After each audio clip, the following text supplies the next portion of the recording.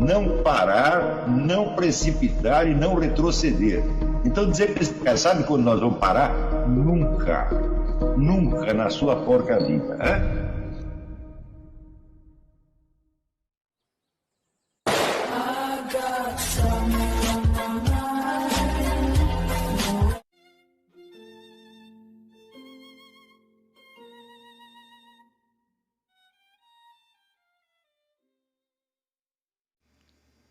E aí pessoal, tranquilo? Então vem aqui antes do vídeo começar, pedir para vocês se inscreverem, quem não for inscrito, compartilhar, curtir, comentar. Quem puder seja membro do canal, que isso ajuda bastante. Tem também o link do Apoia-se. Quem puder ajudar nosso canal e apoiar financeiramente vai ser muito bem-vindo. Mas o mais importante é transmitir o conteúdo e os conhecimentos do professor Olavo de Carvalho para mais e mais brasileiros. Então compartilhe e ajude aí nossa causa. Muito obrigado a todos os membros, apoiadores do canal. Fico muito feliz. Tenho certeza que a gente está no caminho certo. Então fiquem com o vídeo e até mais. Valeu! Faz um treco desse.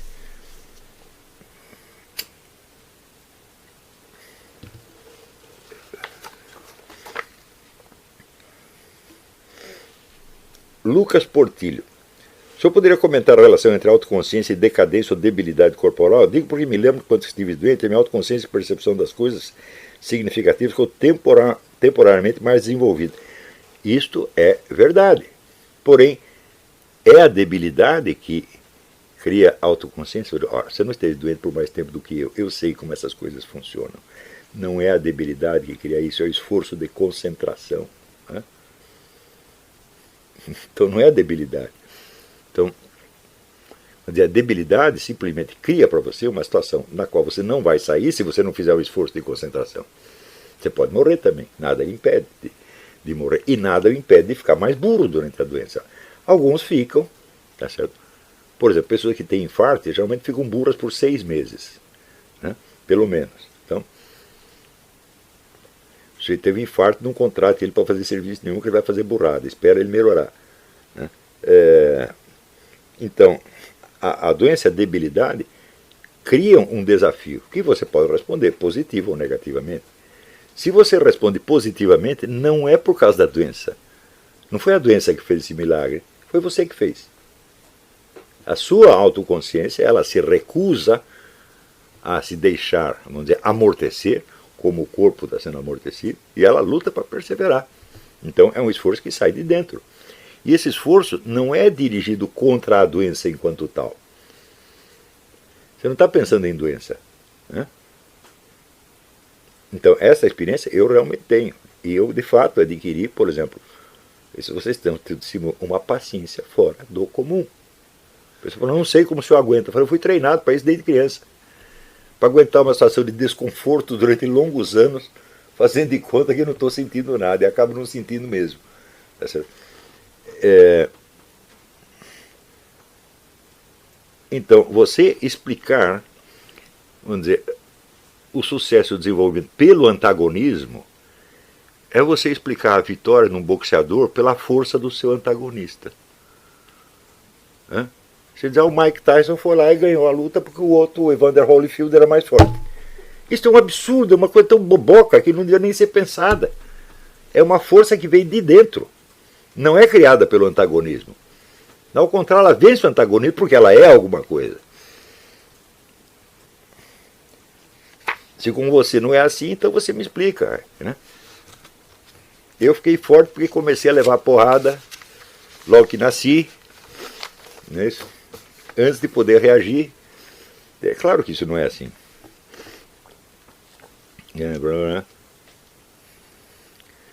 André pergunta, o professor diz que para exorcizar o espírito inconsciente de Hegel, seria preciso exorcizar o espírito do hegelianismo inconsciente.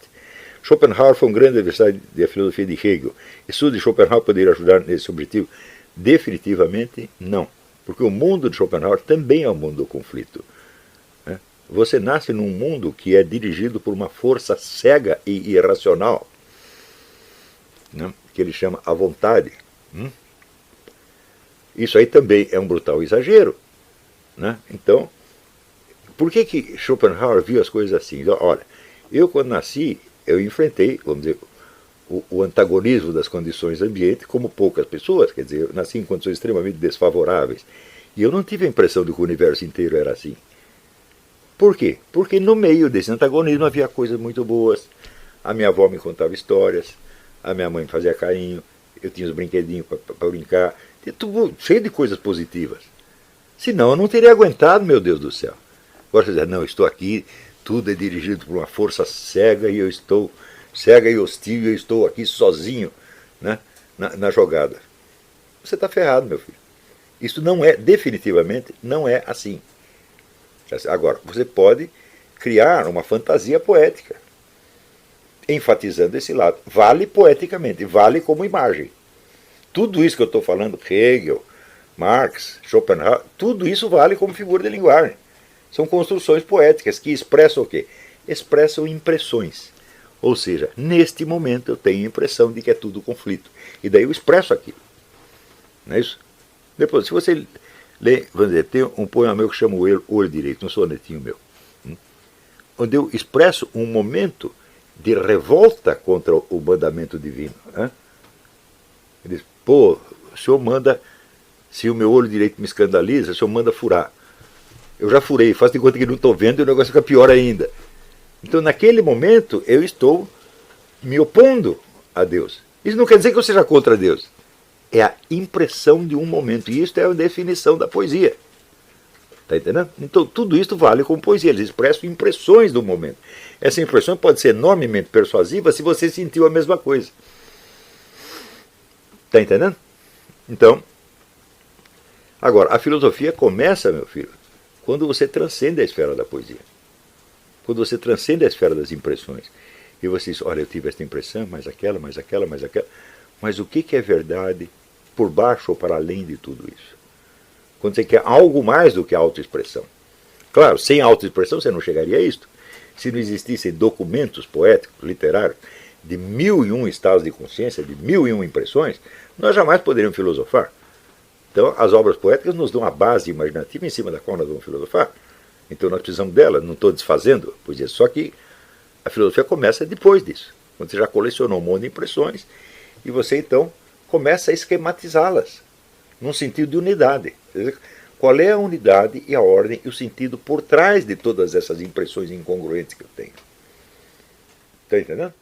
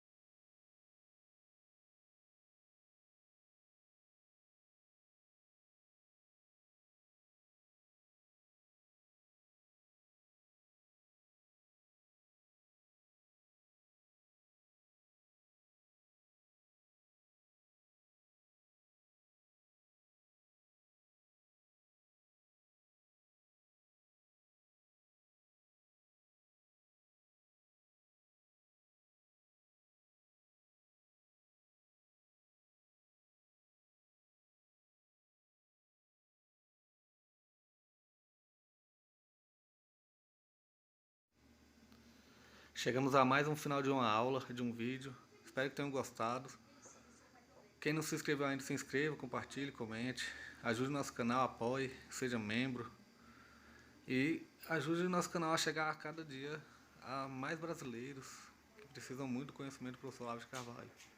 Então é isso aí, fique com Deus, até o próximo. Valeu. Então é isso aí, pessoal. Que é o nosso canal.